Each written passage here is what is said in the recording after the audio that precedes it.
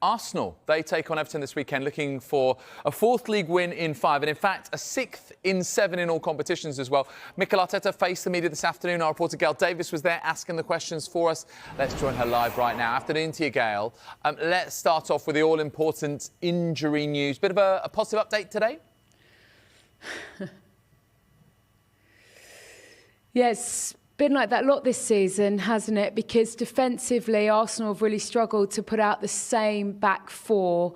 Well, if you look at the stat against Fulham, 1-1 it finished. That was their 9th defensive back four in 15 Premier League games. And we know, don't we, how good Arsenal are defensively when they've got Saliba and Gabriel at the rock, at the heart of their defence. And the good news is Gabriel should be available. He's been missing since the West Ham game with a muscular problem.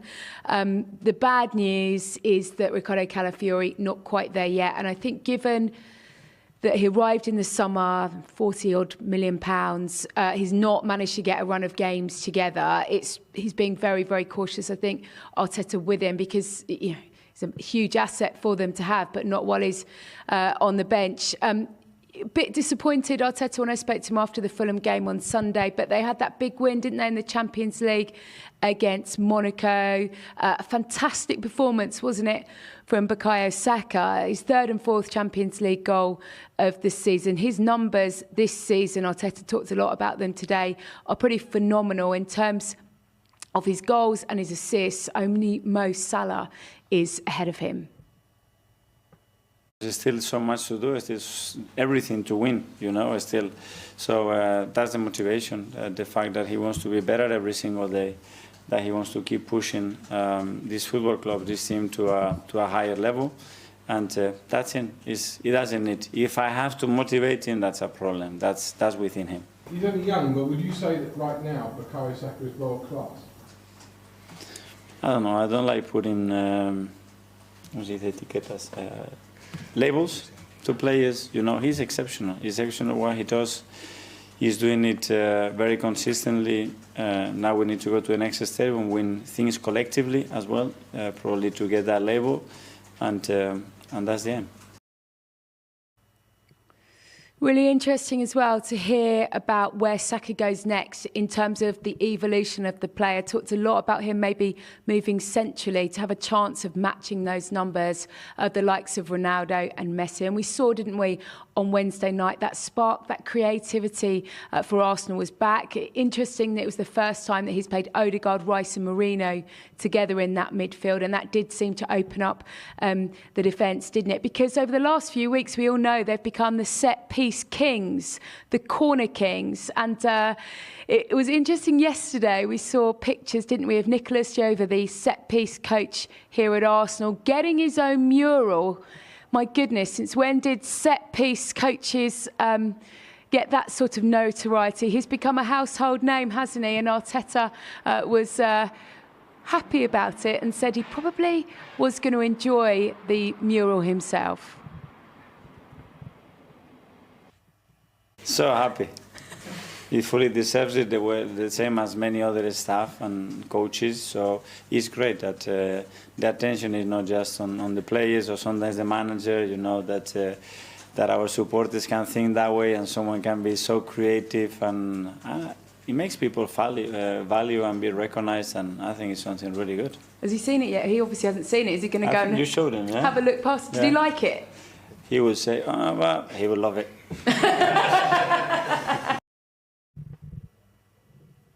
Well, one of the other plus points from Wednesday night was the performance of Miles Lewis-Skelly. He was just 18 years old. He found out he was starting his first Champions League game that afternoon, and he excelled, didn't he, on the pitch. Such a composed performance. Arteta spoke really highly of him as a person, how he handled the situation. And the big question for him now is, does he keep his place against Everton tomorrow at left back, with a few injuries there as well? And I guess that's some of the benefits, isn't it, from having had so many injuries in that department.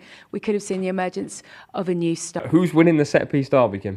Arsenal will thrash Everton, I think. Everton have had decent form at home of late, but Arsenal are probably not the type of team that they would be. And I think a lot of what comes from these relegation teams like Everton, or the teams struggling at the bottom, is that physical strength and physical power. But Arsenal are just stronger and they're more physical. So I can't see a way in which Everton get out Arsenal. I think it'd be 3-0.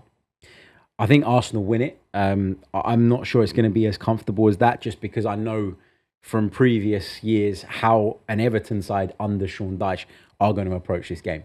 They're going to come, they're going to sit in with a low block, they're going to try and make it difficult. And I think in these games, the start is really important. If you can get your noses in front within 15, 20 minutes, then you're on course to go and blow them away, because at some point they have to step out. But the longer the game goes on, the more difficult it becomes. I'm going to go Arsenal 1, Everton 0.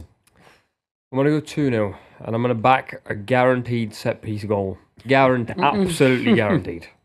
Arsenal take on Everton, and it looks like Arsenal are back to form. But there's a couple of things that Arsenal fans have been upset about on Twitter. They're always upset. Even this guy's quite upset on Twitter these days. But it's that left-hand side where Martinelli's been playing. Trossard, obviously, been rotating the back line. We'll talk about that. We'll also talk about how Everton might be able to potentially break down this Arsenal side. But let's talk about that left-wing position. Martinelli or Trossard or someone else. It feels like we're going through what I've described as the kind of Trossard and Martinelli cycle, where Martinelli starts a game, doesn't play that well, gets dropped the next week. Trossard comes in, starts the game, doesn't play that well, and then we're back to Martinelli, and then we're back to Trossard, and it just feels like a cycle that keeps going round and around and around. I'm surprised that Mikel Arteta hasn't given more opportunities to Raheem Sterling, for example, a player that obviously he knows very well and went out to get, albeit at the last minute in a sort of really worthwhile deal for Arsenal. But I'm surprised he hasn't had more opportunities. I'm surprised that at times Gabriel Jesus hasn't played there. The goals aren't coming for him, but the rest of his build-up play is still there. I think we saw that last night in the Champions League. So, yeah, the left side is a bit of a problem. I think the changes that Mikel Arteta has been forced into making at left-back constantly, sometimes it's Halafiori, sometimes it's Kivior, sometimes it's Zinchenko. I think that lack of continuity has been a problem. I think that the left 8 position as well plays into that. It's not like Arsenal's right side where you got that triangle of either White or Timber and then Odegaard and Saka. There just isn't that same relationship on the left, and we're very much a right-leaning team, I think, at the minute. I think there's a lot of people. I think if you watch Arsenal, a lot of fans are sort of going, stop Saka, stop Arsenal, stop set pieces. We're going to talk about that, by the way, because Everton love a set piece as well. But I think with Saka and Odegaard, that they're two players that you can't stop. Like, there's going to come a point where they do something. But the opposite side, I think if I'm an opposition team, I almost just go, and you do see it, teams just go, just let them have the ball, because they're not really going to do anything with it. Reminds me a little bit, a tiny bit of Man City when you were trying to figure out what was going on the left-hand side, because you always had left-back issues. Remind me, what did Pep do to fix that? He still really hasn't, has he? Not a huge deal. I mean, we haven't actually had a real proper left back in a very long time. And then that left wing position is one that's continually rotating. The one thing with Arsenal on the left-hand side that I think is you were mentioning it's like a constant rotation, but that doesn't help anyone. That doesn't help anyone's confidence. It doesn't help anyone's fitness. It doesn't help anyone play into form. So I wonder if, because you look at that left side and they're saying, you know, on this sheet here against Arsenal, against Everton, that left-hand side would be Marino, Timber and Trossard, all probably playing out of position from where they would ideally like to be playing and from where they were playing sort of 2 or 3 years ago. I wonder if he just sticks with one. I wonder if he just sticks with Martinelli. He's quick, he's got pace. He might not have the end product all the time, but, you know, not every single player in every single team is always going to be superstar quality. Sometimes you just have to go without. And I wonder if Martinelli is just allowed to try and develop in that position. I don't know, what do you think? Just jumping on that point as well, about Timber at left back. Arsenal fans are crying for him to play right back, and I do look at that and go like, there is a few too many players just playing in positions where you don't really need to play them. Yeah, I think at the minute though, Arsenal are going for a real injury crisis at the back. There's no getting away from that. No Gabriel, no Calafiori, no Zinchenko, no Tomiyasu, no White. There's a lot of problems at the back, and Mikel Arteta's just trying to make it good at the minute. And I think Timber's versatility means that he's going to be the one that's sacrificed and pushed over to that left-hand side. I think he looks a far more complete player when he plays on the right. I think that's obvious for everybody to see. Defensively, when he plays on the left, he's fine, but he isn't going to go into midfield. He isn't going to overlap in the same way that he can on the right. And again, we're talking about a lack of relationships on that left-hand side. That has a knock-on effect on him as well. But there are a lot of players playing out of position at the moment, and there are a lot of players that I look at and I think Mikel brought them in because they are versatile. But have we gone so far down the versatility route that we've got a load of jacks of all trades but masters of none. And that's my worry about this Arsenal team and the balance of it sometimes. That's a great way to put it. I never actually thought about that because I've been talking this week about how football's so circumstantial and Liverpool have these players that take advantage of circumstances and that's why they're in this position. City have those players as well. And Arsenal maybe have one of those in Saka and potentially Odegaard. But the reason Arsenal have become a set-piece team, as some may say, and I know you're going to have a lot to say on this, and I know you're going to counter it, is because of that, though. If you look at the Fulham game, they only created 0.30 XG in open play. Don't know why I struggled to say it. And so there is a struggle. Yeah, I think so. I mean, let's get to the set pieces, right? The fact that you've got a mural of Nicolas Jova outside the Emirates is cringe. It's unbelievably cringe. Do you not remember when football was just about the manager and the players and the fans? Yeah. No one ever knew who the set piece coach was. Unacceptable, and I want it to be teared down immediately.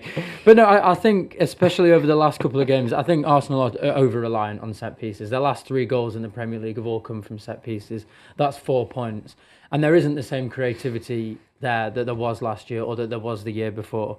But it is obviously working. You're not losing games and you are scoring goals from set pieces. I do think, though, like any set piece coach worth their salt in the rest of the Premier League must be able to find a way to remedy what Arsenal are doing or replicate it. I cannot believe it's gone on so long and I cannot believe they've scored so many goals because from the naked eye, someone who doesn't know that much about football tactics, it doesn't seem that complicated. You overload the back post, you put the ball on a perfect spot, everyone runs towards the ball and you head it. And your biggest player is always in loads of space. So I do think that there will probably come a time during the season where teams will cotton on. They'll be able to find out how to defend against it. And if you are still playing the way that you are playing at the moment, that will, you're not going to be able to get the results that you are getting. I don't think Arsenal go out there looking to rely on set pieces, right? It's a strength of theirs that they've leaned on during a time where creativity's been at a low. And a lot of the time that we're talking about, by the way, has been in the absence of Martin Odegaard. He's only been back a few weeks. Since the international break, Arsenal went into the international break in really bad shape. They've come back, I think it's 5 games now in all competitions. They've won 4 and drawn 1.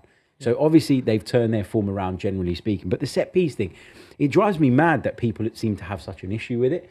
Like it's insane. For years and years and years, it was Arsenal are soft-centered. Arsenal don't know how to compete. Arsenal aren't physical enough. Everybody can beat them up when it comes to set pieces. Now they've flipped that and reversed that.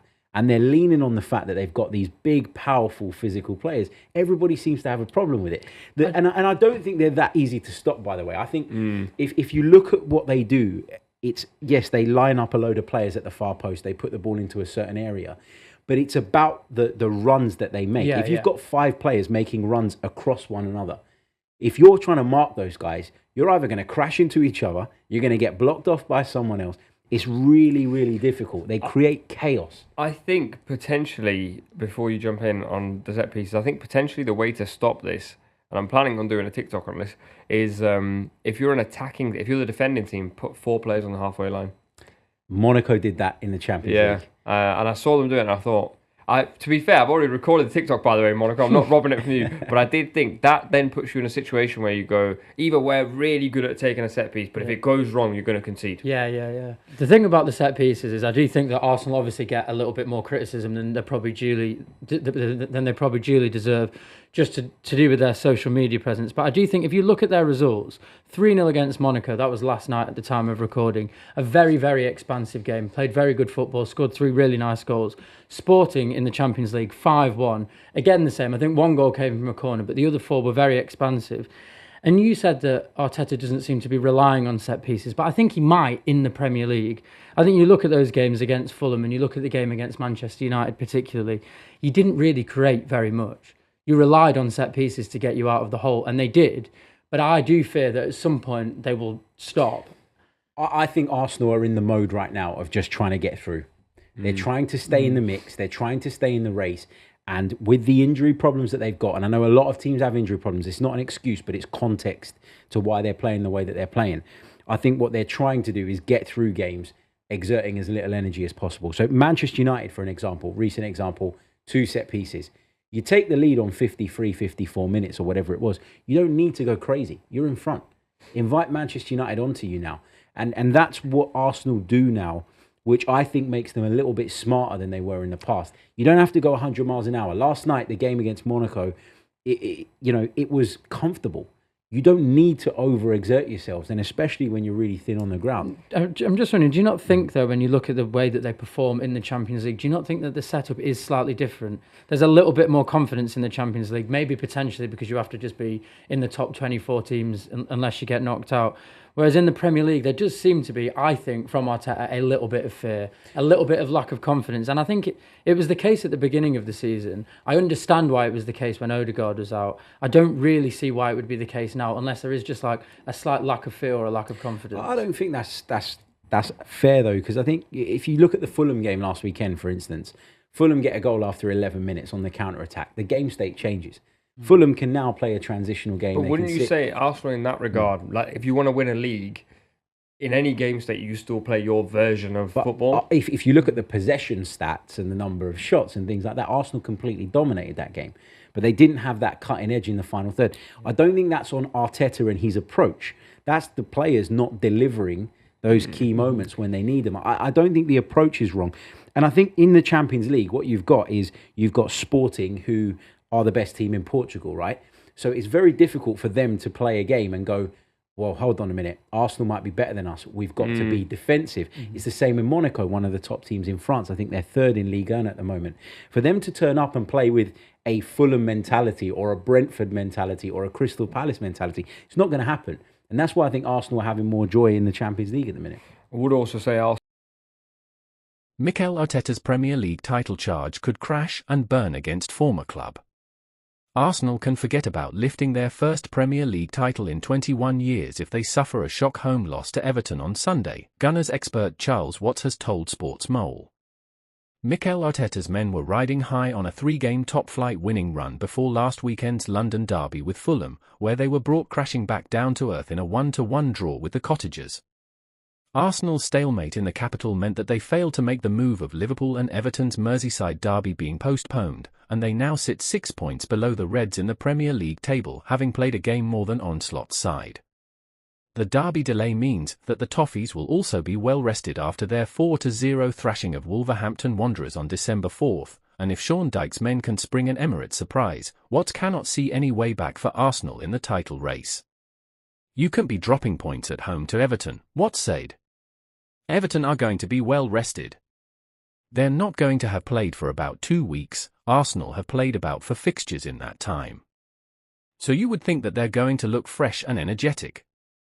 They're coming into it on the back of a 4-0 win as well, so confidence-wise, they're probably at their highest point they've been all season. But yeah, Arsenal have to win this game. You can't be dropping points in successive games, especially not at home to Everton. So it is an absolute must on Saturday that they get back to winning ways and win this game. And I'm very confident that they will. I don't think they were terrible at Fulham, they should have won that game.